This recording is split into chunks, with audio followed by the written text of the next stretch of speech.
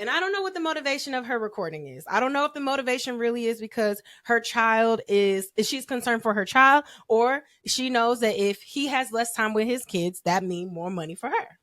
Akeem asked if I would take the case, and the first no, So no. She specifically said, every time you come to pick him up For the last 3 weeks, he starts crying. It seems like she's trying to make sure it's captured that I'm giving my son to this man. He's crying.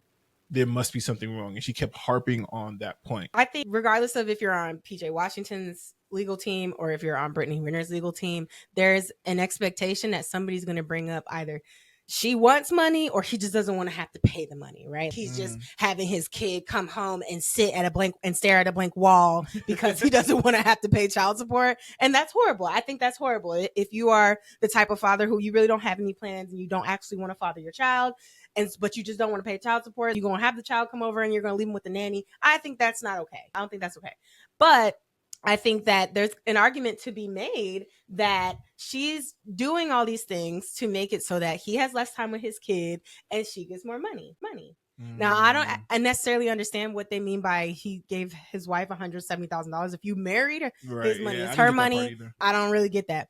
$11,000 is what you get monthly for your kid. That's a lot of money for a child. That's a lot of dollars. That's a lot of money for a child a month. I think that I do think that this is a conversation about someone who was very particular in who her baby father was going to be.